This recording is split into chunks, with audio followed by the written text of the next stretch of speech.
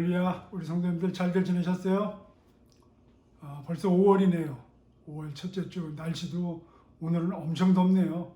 오늘 70도가 넘었던 데 보니까 좋은 소식은 이제 지금 우리가 같이 모이지도 못하고 이렇게 그러는데 이것도 곧 풀릴 것 같고, 우리 성도님들도 마음도 이제 좀 열어놓고 우리 다시 만날 준비도 하면서 기도하고 서로 연락도 하고 서로 기도하면서 우리가 그 기쁨을 함께 나눌 준비를 해야 되겠습니다. 다들 건강하시죠? 우리 다 같이 묵도하심으로 5월 첫째 주 예배를 주님 앞에 드리겠습니다.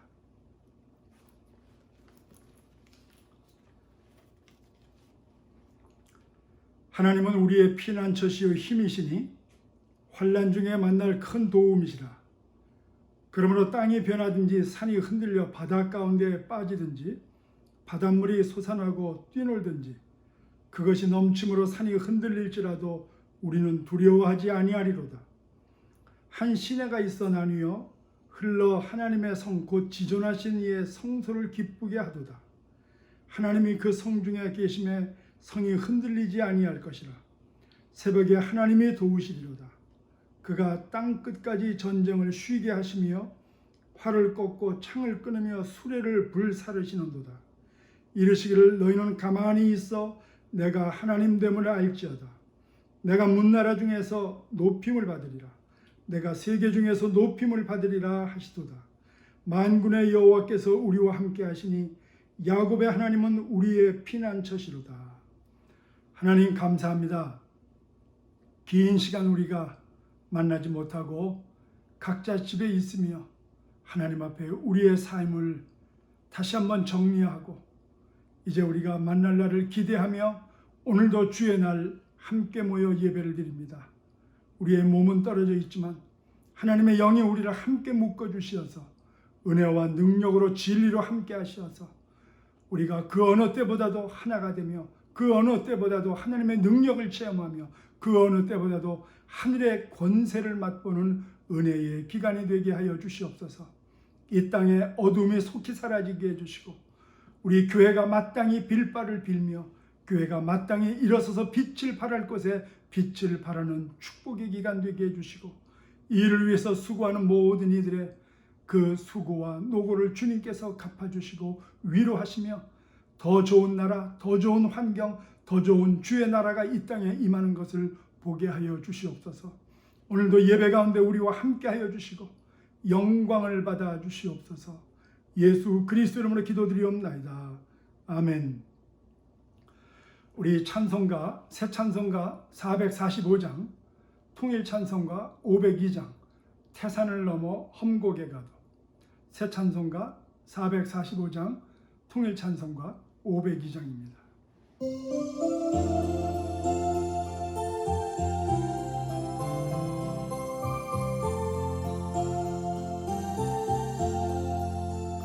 태산을 넘어 험곡에 가도 빛 가운데로 걸어가면 주께서 항상 지키시기로 약속한 말씀 변치 않네. 하늘의 영광, 하늘의 영광 나의 맘속에 차고도 넘쳐 할렐루야를 힘차게 불러 영원히 주를 찬양하리.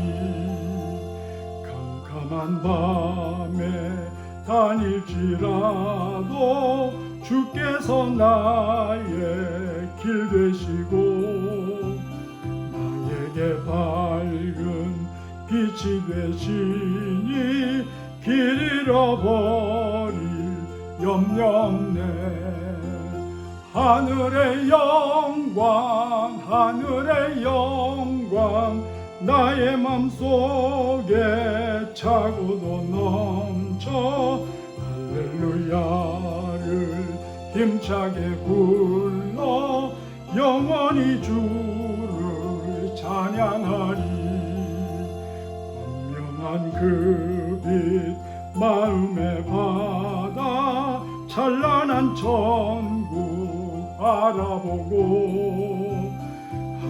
할렐루야를 힘차게 불러 날마다 빛에 걸어가리.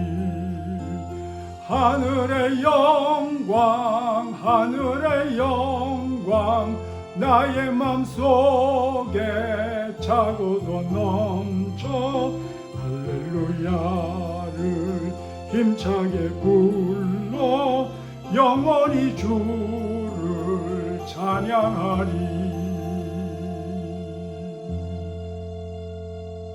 아멘.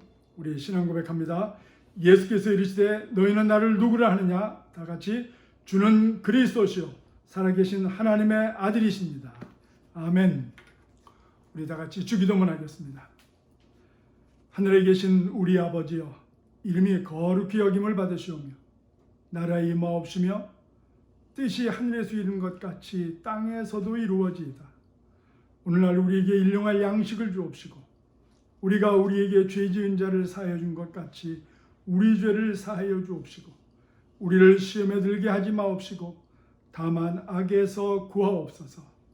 나라와 권세와 영광이 아버지께 영원히 있사옵나이다. 아멘.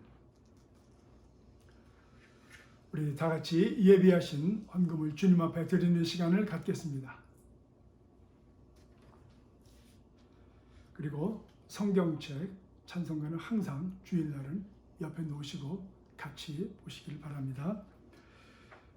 광고 말씀드립니다. 오늘 예배에 참석하신 분들 주님의 이름으로 환영합니다. 우리 옆에 분들하고 악수도 하시고 환영합니다. 잘들 지내셨습니까? 계속해서 우리 하루 3번 기도에 여러분들 꼭들 들어와 주시고 그리고 기도 제목을 제가 조금씩 바꿔서 올리고 있으니까 여러분들 꼭 확인해 주시기를 바랍니다. 아직까지 카톡이 안 되시는 분들이 있으면 저한테 전화를 해 주시기 바랍니다. 아니면 우리 전도사님들한테 전화를 하면 여러분들 초청이 됩니다. 그래서 우리 교회 전체 카톡에서 혹시 연락이 안 되시는 분들은 꼭 연락 주시기를 바랍니다. 그리고 카톡에서 우리 화면을 보실 때 이렇게 들고 보니까 조그맣게 나올 텐데 옆으로 해서 그나마 좀 크게 볼 수 있는 방법이 있으니까 우리 전도사님들은 아니면 저한테 이렇게 문의를 해주시면 제가 잘 가르쳐 드리겠습니다. 그리고 가끔 이렇게 소리가 잘 안 나오시는 분이 있다고 하는데 그거는 이게 지역에 따라 차이가 있는 것 같습니다. 전화에 따라 조금씩 차이가 있고 그래서 여러분들 크게 올리시든지 아니면 한번 껐다가 다시 누르시면 크게 될 수도 있습니다. 우리 코로나19로 인해서 고통받는 세계 나라와 일선에서 수고하는 의료진 또 담당자들을 위해서 계속 우리 힘을 합쳐서 기도해 주시기를 바랍니다. 이번 5월 7일은 목요일이죠. 5월 7일 우리 한국 기독교 우리 이 교회 협의회에서 뉴욕과 뉴저지 교회 협의회에서 이 나라를 위한 기도회가 있습니다.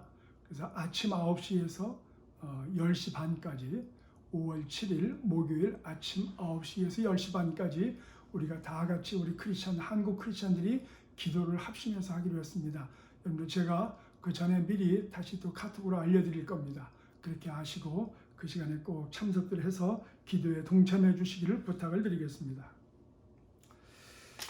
이번 일로 인해서 우리가 하나님의 뜻을 잘 깨닫고 이 병이 속히 사멸되고 우리가 함께 다시 만날 날을 위해서 계속 희망을 갖고 기도를 해주시기를 부탁을 드리겠습니다. 그리고 우리 성도님들 중에서 혹시 몸이 불편하신 분들은 저한테 계속 연락 주시기 바랍니다. 어떤 분들은 몸이 괜찮으셨다가 또 낫기도 하고 어떤 분들은 또 새로 또 이렇게 잠시 고통을 받는 분도 계신 것 같은데 여러분들 우리가 다 같이 나눠서 기도할 사항이면 제가 알려드리겠습니다. 그러나 아직은 그런 정도가 아니기 때문에 서로 위해서 돌아보면서 기도해 주시기를 부탁을 드리겠습니다. 우리 이 시간 드리신 예물을 위해서 기도하겠습니다. 하나님 감사합니다. 한 주간 은혜와 능력으로 살았습니다. 하나님이 주시는 기쁨으로 살았습니다. 우리가 집에 있는 것 같지만 우리의 영혼은 이곳저곳을 다니며 하나님과 동행하며 아픈 곳을 위해서, 어두운 곳을 위해서 안타까운 마음으로 기도했고 위로받을 곳에 빛이 되어 은혜와 능력으로 역사했습니다.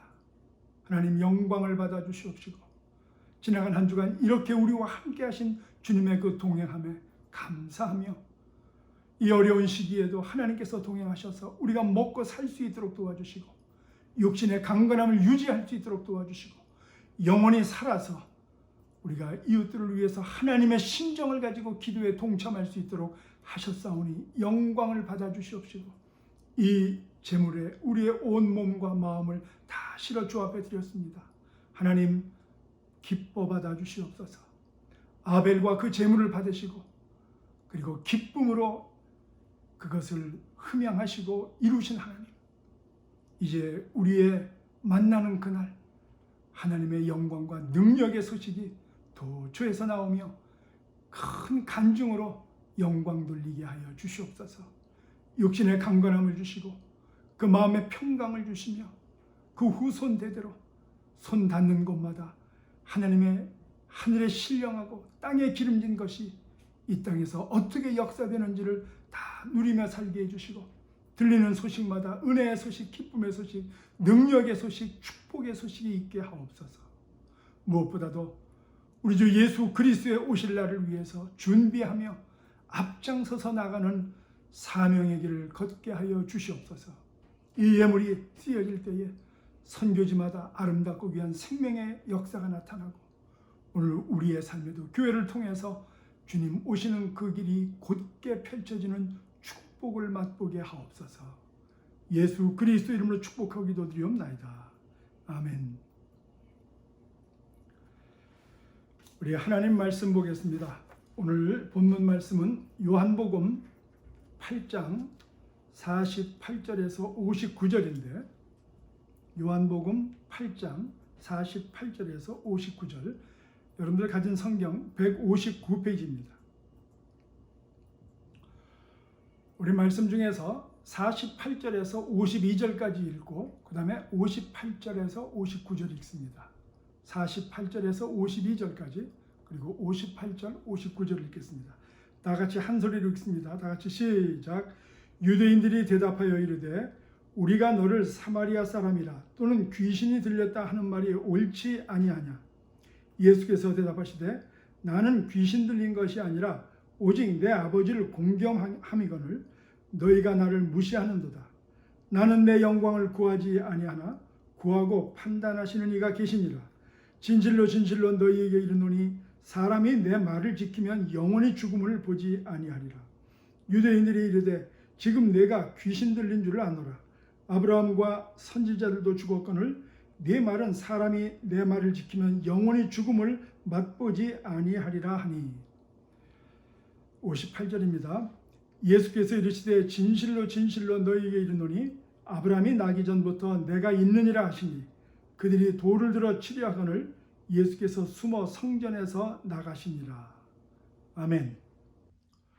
우리 한 번 더 기도하겠습니다. 하나님 감사합니다.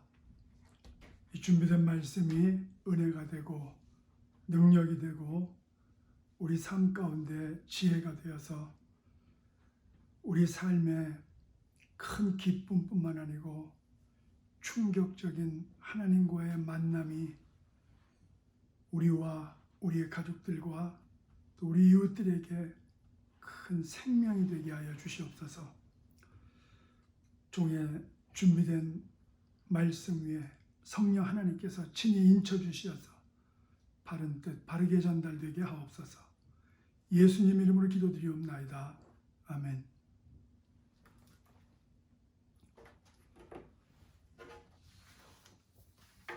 요즘처럼 이렇게 어렵게 생활할 때 우리가 나태해지기 쉽고 또 실망하고 좌절하기 쉽습니다. 그런데 하나님은 계속해서 우리한테 신앙에 도전을 하십니다. 하나님은 창조주시고 우리의 모든 것을 주관하시고 지금도 살아계셔서 여기서 우리와 함께 하시는 분이라는 것을 우리에게 계속해서 도전하시고 붙잡아 주시고 새롭게 하십니다. 그래서 그 하나님을 만난 그 충격을 회복하라고 하십니다. 신앙생활은 하나님과의 동행하는 그 충격의 회복이고 충격의 만남의 연속입니다. 우리 기독교인뿐만 아니고 세계인이 함께 즐기는 이 세계의 큰 두 명절이 있죠. 크리스마스와 부활절입니다. 그런데 이 두 날 모두 사실은 엄청난 충격적인 비밀을 간직하고 있음을 우린 잘 압니다. 만일 우리가 이 세계 사람들이 제대로 알고 이해한다면 이렇게 이 날들을 안일하게 지낼 수는 없을 것이라고 생각합니다. 그 첫째 하나는 전 세계 예수 그리스도를 믿는 바로 그 예수님, 그분이 하나님이시며 그분이 태어날 때 처녀가 남자 없이 한 아들로 태어났다는 것이 충격적인 사실이고, 또 하나 충격적인 날 부활절은 뭐냐? 바로 그분이 청년 예수로서 이 땅에서 복음을 증거하시다가 유대인들에게 잡혀서 십자가에서 죽으신 다음에 다시 살아났다는 겁니다. 이거 충격 아닙니까? 사실 이 두 명절은 엄청난 이런 충격의 비밀을 간직하고 있는데 사람들은 그냥 너무 쉽게 선물로 너무 쉽게 그리고 그 어떤 인간 관계 속에서 지나가고 있는 건 아닌지 충격이 사라진 채로 더군다나 기독교인조차도 이 엄청난 일을 별 충격 없이 지나가는 그게 더 충격스럽습니다. 왜? 너무 많이 들어서일까요? 아니면 와닿지 않아서일까요? 어쩌면 둘 다이겠죠. 그 청년 예수는 하나님이십니다. 한마디로 이런 말들은 충격입니다. 그래서 예수님은 충격적인 말씀을 계속 하십니다. 성경에서. 내가 하나님께로부터 세상에 왔다. 너희는 아브라함의 자녀가 아니고 마귀의 자녀다. 이런 말들은 사실 지금 우리는 별 충격이 없는데 그때 당시 2000년 전에 이스라엘 사람들이 듣기에는 굉장히 충격적인 말들입니다. 유대인들은 마치 이런 말들을 미친 사람 취급했죠. 그리고 귀신 들렸다고 할 만했습니다. 예수님께서는 오늘 이 본문에 더 충격적인 말씀을 하십니다. 51절 보니까 내 말을 지키는 사람은 영원히 죽음을 겪지 않는다. 이게 얼마나 충격적인 말씀입니까? 쉽게 얘기해서 사람이 태어나서 죽질 않는다는 겁니다. 그런데 이런 말을 한 사람들은 사실 4대 종교 예수님 빼고는 아무도 이런 말 할 수가 없었습니다. 감히 할 수가 없었죠. 예수님은 당시 한 30세쯤 되는 청년이었고 갑자기 나타나서 학벌도 없는 그리고 유대인들한테 아주 주목받을 만한 그리고 아주 실어버림 받은 그런 사람이었는데 갑자기 나타나서 이것도 목수의 아들로 나타나갖고 아까 얘기한 대로 내 말을 너희가 믿고 지키면 죽지 않는다고 하고 또 너희는 아브라함의 자손이 아니고 마귀의 자식이라고 하니까 이스라엘 사람들이 얼마나 믿겠습니까? 그리고 얼마나 충격이었겠습니까?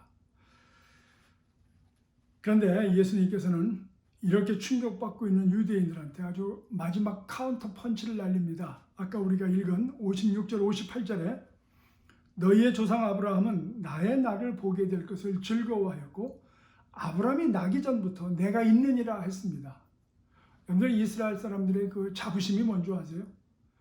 아브라함한테 하나님께서 나타나셔서 이삭을 주시면서 하늘의 별처럼 땅의 티끌처럼 많아지고 민족을 이루게 하시고 하나님께서 친히 그 민족을 이끄시며 내가 너를 저주한 자는 내가 그들을 저주할 것이고 너를 축복하는 자는 그들을 축복해서 너를 복의 근원자로 삼겠다고 하는 아주 자부심이 강한 그런 대표적인 인물이 바로 아브라함이었습니다.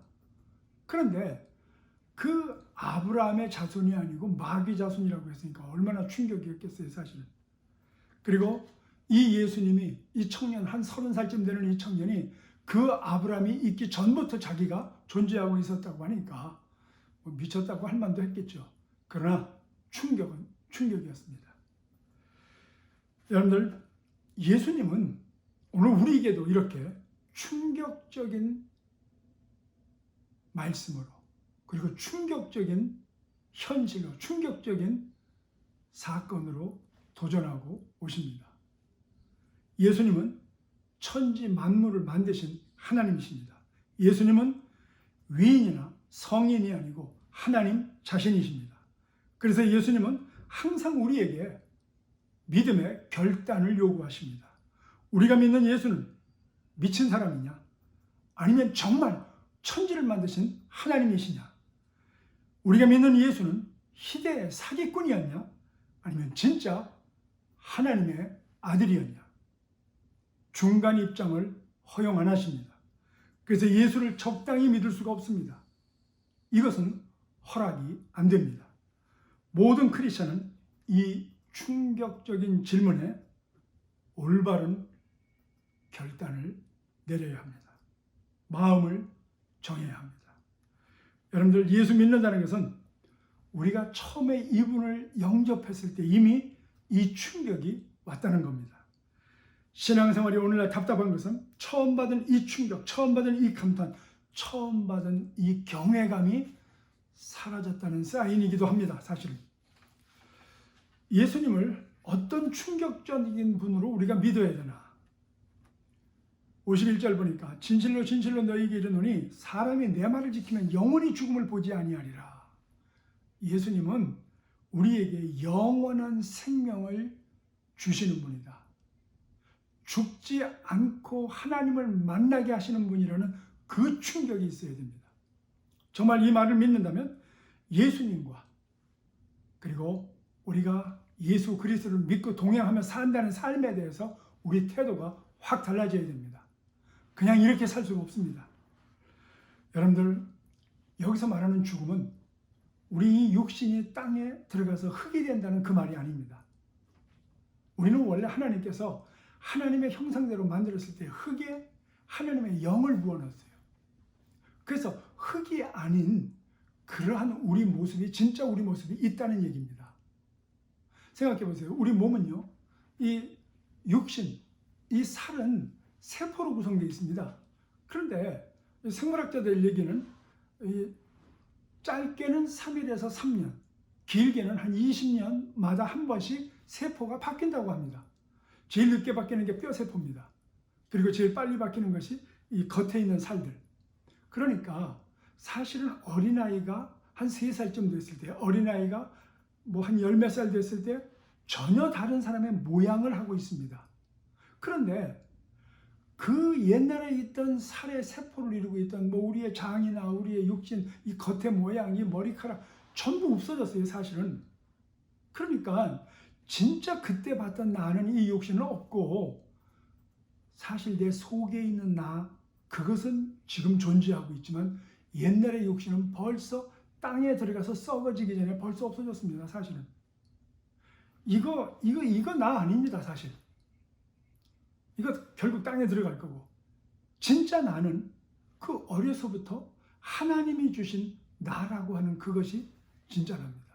근데 그것이 하나님을 모르고 있을 때 성경은 그것을 죽었다고 하는 겁니다. 만드신 그분, 원래 그 생명을 우리에게 생기를 불어넣으신 바로 우리 생명의 원천 되신 그분을 모르고 단절된 것을 성경은 죄라고 하고 그걸 죽음이라고 합니다. 그러므로 우리가 생명이 있다고 하는 것은 그분을 다시 만나는 것이고 그분이 하신 이 말씀이 육신되어 오신 그 예수 그리스도와 함께 사는 것을 영원히 사는 거다. 생명이 있는 삶이다. 죽지 않는 삶이다. 그렇게 표현하고 있습니다. 그러므로 여러분들, 내 말을 지키면 영원히 죽음을 보지 않는다는 그 말씀이 이해가 가시죠? 예수 그리스도를 믿고 내가 마음을 다하고 뜻을 다하고 성품을 다해서 하나님을 사랑하는 마음으로 이 성경의 말씀대로 살려고 하고 주의 음성 듣고 살려고 하는 그것이 이 육신은 땅에 묻힌다 할지라도 영원히 사는 우리의 영생이라는 것입니다.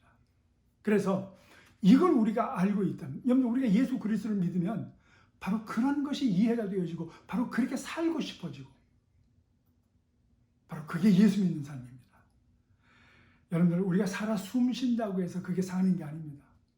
우리가 좀 살면서 좀 배우고 우리가 좀 돈 좀 벌어서 뭐 맛있는 거 먹는다.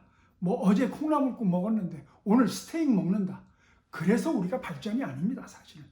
그래서 우리가 영생을 얻었다는 것도 아니고, 그래서 우리가 참 행복을 얻었다는 것도 아니고, 성경은 바로 살아계신 하나님, 그 이 땅에 오신 예수 그리스도의 성품을 내가 갖고, 그분이 나를 용서하시고 그분이 나를 사랑하신 대로 나도 감동하고, 내가 내 이웃을 그런 마음으로 사랑하고 내가 감동하고 내가 기뻐하고 용서하고 사는 그런 마음이 생기는 것, 예수를 닮아가는 그 성품이 생기는 것, 바로 그것이 영생을 얻었다는 것이고, 바로 그러한 용서의 기쁨과 환희가 나에게서 생겨났다는 것이 영원한 생명을 갖고 있다는 것입니다. 여러분들, 안 믿는 사람들이 볼 때는, 그리고 이 세상에서 잘 먹고 살려고 하는 사람들 그 입장에서 볼 때는 내가 미친 겁니다. 오늘 성경에서 예수님께서 그 말씀을 하시니까 네가 미쳤구나 그랬습니다. 네가 미쳤구나. 귀신 들렸구나. 여러분들, 바로 하늘과 땅의 그 모든 권세를 우리 믿는 사람들에게 주어서 그 영원한 생명, 하나님과 함께 살아갈 수 있는 그 은혜와 능력을 받을 수 있도록 우리 하나님께서는 너희가 내 이름으로 구하는 것은 내가 무엇이든지 다 이루어 주겠다고 엄청난 약속도 하시는 겁니다. 할렐루야. 그래서 이런 엄청난 약속을 우리 믿는 사람들에게, 영생을 얻은 사람들에게는 아주 자연스러운 하나님의 약속이고 이루심입니다.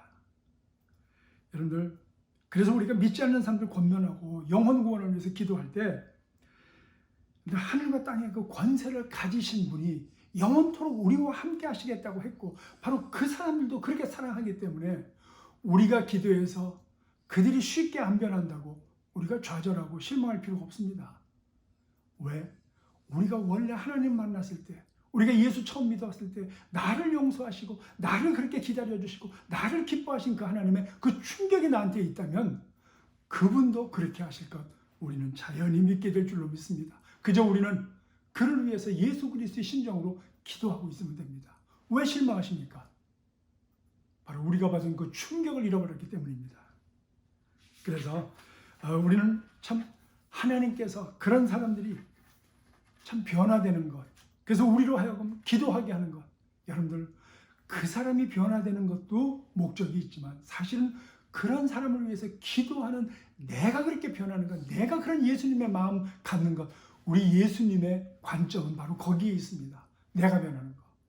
여러분들, 하나님께서 그런 사람들 마음 변하는 거 일도 아닙니다. 우리가 잘 알죠. 그 이스라엘 백성이 바벨론의 포로로 갔을 때, 포로로 끌려가기 전에 예레미야를 통해서 이런 예언을 했습니다. 70년 만에 다시 돌아와서 너희가 이 땅에서 나를 경배하리라, 예배하리라 그랬습니다. 여러분들, 포로 생활로, 포로로 끌려간 지 70년 만에 진짜 하나님께서 그 나라 왕, 그 바사의 고레스 왕의 마음을 감동케 했다고 역대하 36장 22절에서 말씀하십니다. 그래서 그 사람이 온 나라에 공포하고 조소를 내려서 이스라엘 사람들을 이제는 그 땅으로 돌아가게 했습니다.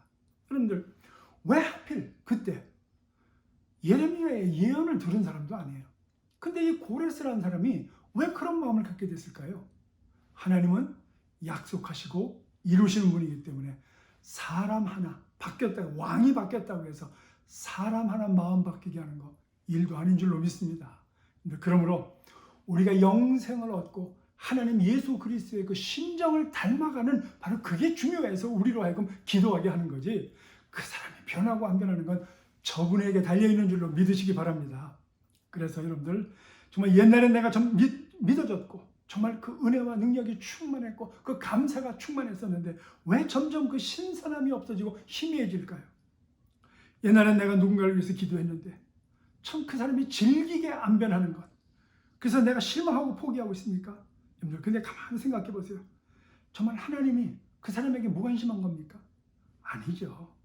생각해 보면 나는 그저 가끔 기도하는 것 뿐이지만 하나님은 그 사람을 위해서 독생자 예수 그리스도를 보내시고 스스로 죽으시고 그에게 살 길을 만들어 주신 분인 줄로 믿습니다. 여러분들, 그 사람에 대한 나의 사랑은 정말 하나님 그 사랑에 비하면 아무것도 아닙니다. 여러분들, 내가 왜 그 사람 때문에 하나님을 설득하려고 하고 뭐 하나님께 동정심을 일으켜서 하나님이 어떻게 좀 해볼, 안 해요. 걱정하지 마세요. 하나님이 나보다 그 사람 더 사랑하십니다. 근데 내가 기도하게 하는 것은 나를 변화시키려고. 왜? 내가 그 충격을 잃어버렸기 때문에. 그 충격을 회복시키려고. 여러분들, 하나님이 우리 하나하나를 얼마나 구체적으로 사랑하고 얼마나 구체적으로 사랑하고 뿐만 아니고 나를 인도하시고 새롭게 하시려고 하는지, 나를 성숙시키려고 하는지, 여러분들 그 은혜를 생각하면 우린 다시 충격을 받아야 됩니다. 우리가 그 충격을 잊어버렸기 때문에 사실 신앙생활이 고루해지고 그리고 답답한 겁니다. 우리가 또 한 가지 알 것은 58절, 59절을 우리가 아까 읽었는데 하나님은 전지전능하십니다. 무엇든지 하십니다. 그분은.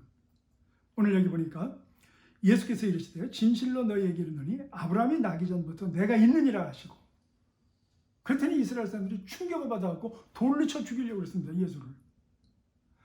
아까 얘기했지만 이스라엘 사람들에게는 바로 이 아브라함의 존재는 거의 신앙적인 존재입니다.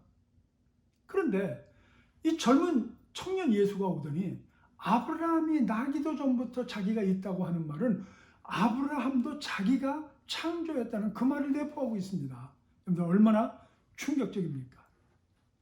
그러나 우리 하나님은 천지를 만드셨을 뿐만 아니고 여러분들 나라도 세우시고 그분은 군대도 이끄시고 그분은 정치가도 만들었고 그분은 경제가도 만들었고 그분은 세상의 그 모든 것을 주관하고 있는 분인 줄로 믿습니다.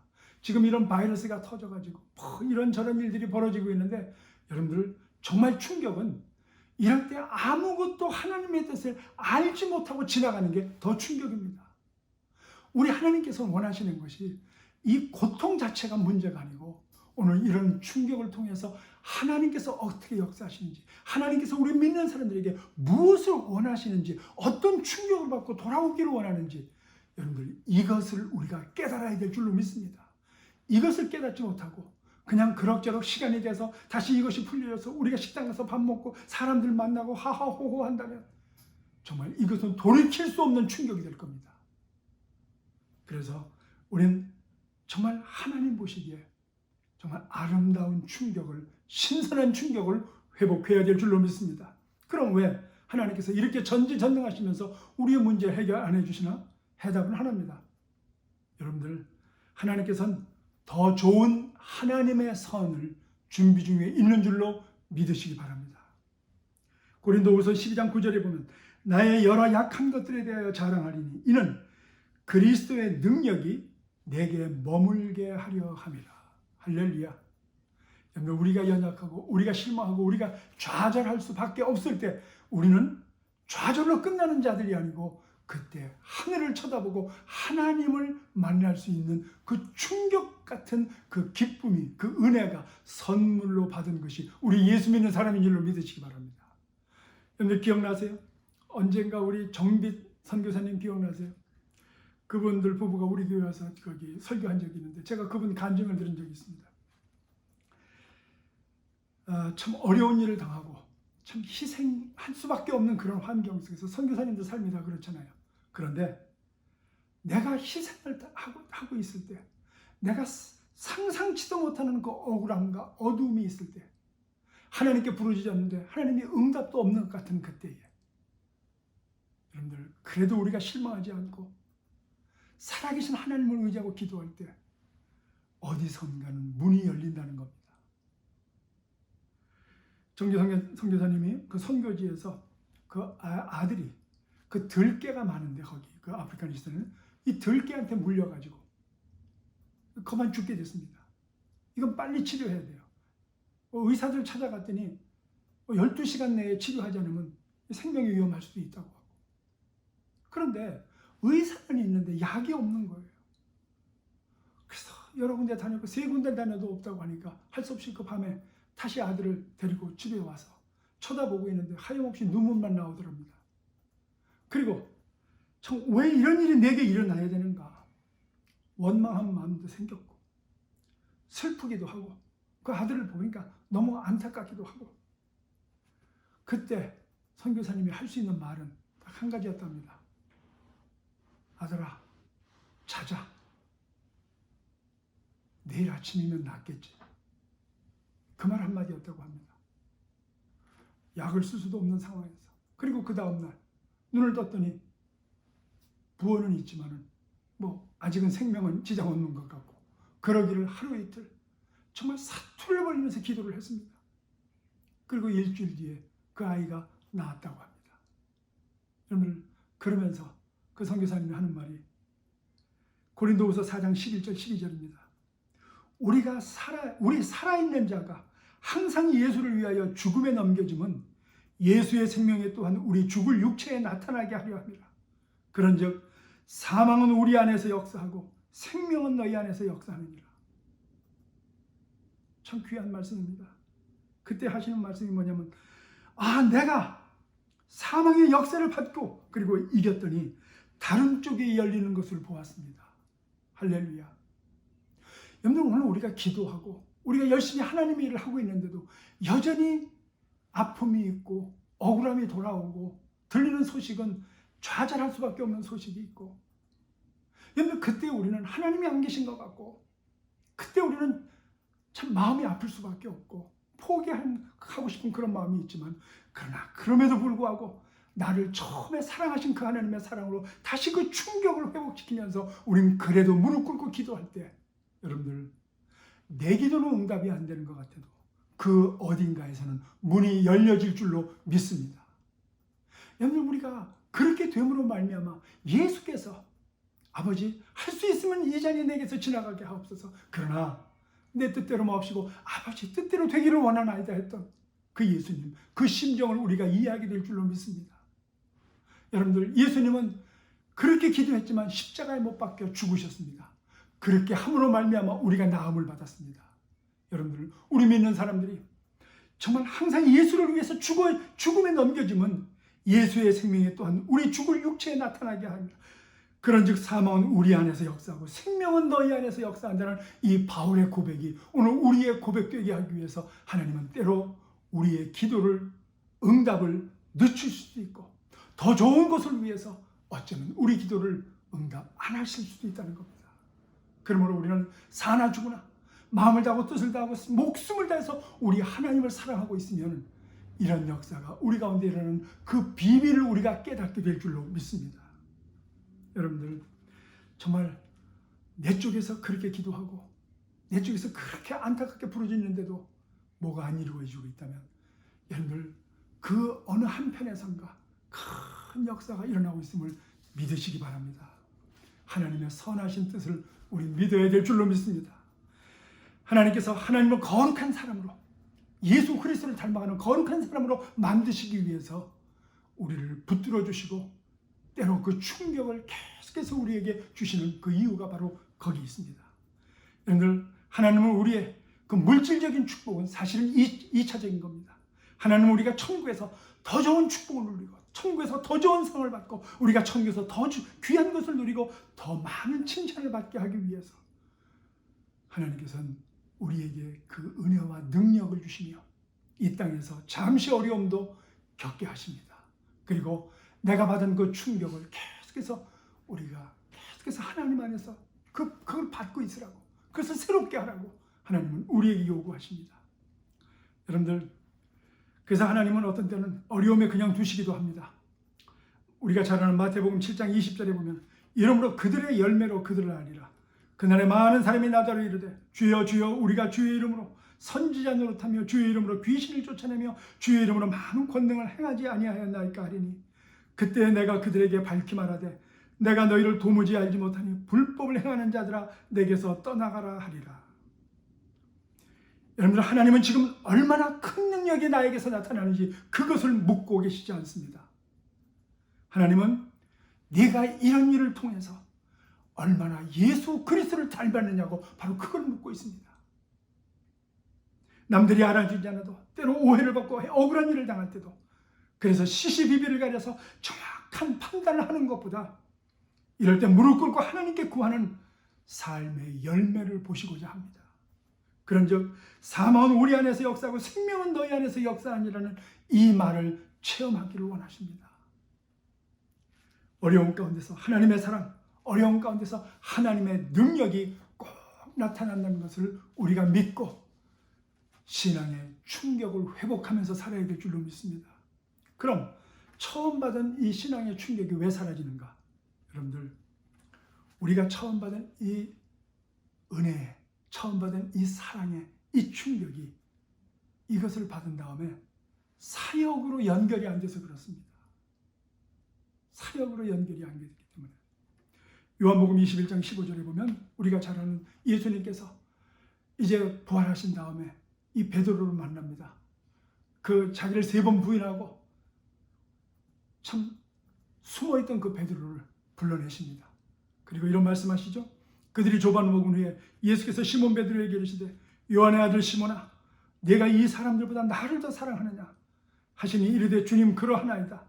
내가 주님을 사랑하는 줄 주께서 아시나이다. 이르시되 내 양을 먹이라 하셨습니다. 여러분, 우리 사역의 시작과 우리 사역의 근거가 여기입니다. 어떻게 감히 내가 예수 그리스도의 사역을 할 수 있겠는가? 베드로도 그렇고 우리도 그렇습니다. 그런데 예수님은 우리의 능력이나 조건을 묻지 않고 받은 충격에 대한 순종을 요구하십니다. 내가 그런 너를 용서했다. 그리고 내가 그런 너를 인정한다. 그리고 그런 너를 내가 세우겠다. 충격받으니 내 양을 먹여. 내가 주는 사역을 해라. 그 얘기입니다. 내 능력 너에게서 나오는 거 아닌 거 너 잘 알지? 내 능력으로 하는 거 잘 알지? 이 충격을 기억해. 우리가 구원받고 사랑을 받은 뒤에 사역을 안 하기 때문에 바로 예수님의 그 첫사랑과 그 첫 충격이 우리에게서 사라지는 겁니다. 여러분들, 우리가 이런 어려운 환경 때문에 좌절하는 게 아닙니다. 우리가 사역을 놓쳤기 때문에 실망하고 좌절하고 우울해지는 겁니다. 신앙생활이 재미가 없고 능력이 안 나타나고 기도 응답이 안 된다고, 여러분들 그런 거 갖고 우리가 실망할 거 없습니다. 다시 우리는 작은 사역, 여러분들 우리가 지금 작기도 하고 있잖아요. 그게 시작이에요. 바로 그런 것이 교회를 위해서 기도하고 정말 하나님께 이제 우리가 다시 만나는 날 우리가 무엇을 할 것인가, 이런 걸 위해서 하나님께 기도하는 그런 것. 사역을 할 때 하나님의 능력을 구하게 되고 기도가 응답이 되고 표적이 나타나고 사람과 환경이 변화될 줄로 믿습니다. 여러분들, 내가 거룩하게 변해서 하나님을 기쁘게 해드릴 때 그때 우리는 신앙생활이 재밌어집니다. 이것이 신앙생활 충격의 회복입니다. 우리 잃어버린 신앙의 충격 회복시킵시다. 기도하겠습니다. 하나님 감사합니다. 환경이 문제가 아니고 응답이 없는 것이 문제가 아니고 내가 처음 받은 예수 그리스도의 만남의 그 신선한 충격을 잃어버린 것, 이것이 문제였는데 이제 우리가 사역을 통해서 회복시키게 하여 주시옵소서. 주님 도와주시옵소서. 회복될 때 천국이 보이고 생명이 보이게 해주시고 영원히 죽지 않은 것이 무엇인지를 확인하는 우리 되게 하옵소서. 예수 그리스도 이름으로 기도드리옵나이다. 아멘. 우리 사랑하는 성도님들, 다 눈을 감으시고 제가 묻겠습니다. 어렵죠? 힘듭니다. 여러 가지 이유가 있겠지만 사역을 잃어버린 데서 오는 그 신선한 충격이 사라져서 그렇습니다. 우린 다시 만나야 됩니다. 그 주님을. 주님 여기 옆에 계십니다. 그리고 지금도 기다리고 계십니다. 우리가 하나님 앞에 순종하고 말씀대로 무릎 꿇고 마음을 다하고 정말 우리의 성품을 다하고 목숨 다해서 하나님 사랑하시기로 한다면은 우리에게 가장 알맞게 하나님께서 사역을 주시며 시작하십니다. 그렇게 사시겠습니까? 그렇게 결단 내리시겠습니까? 가슴에 손을 얹으시면 제가 함께 기도하겠습니다. 감사합니다. 하나님 감사합니다. 당신의 사랑하는 자녀들이 말씀을 믿고 다시 첫사랑 그 충격을 회복하기 위해서 사명과 사역을 달라고 이제 기도합니다. 역사해 주시고 깨닫게 해 주시고 그 뜻에 순종할 수 있는 능력도 주시고 그때가 되었을 때 영원토록 죽지 아니하는 생명이 무엇인지를 체험케 하옵소서. 그래서 이 세상 사는 동안에 사역자로 사명으로 사는 우리 되게 하여 주시옵소서. 내가 변함으로 내 이웃이 함께 변하는 그 놀라운 충격을 함께 체험하게 하옵소서. 예수 그리스도 이름으로 기도드리옵나이다. 아멘.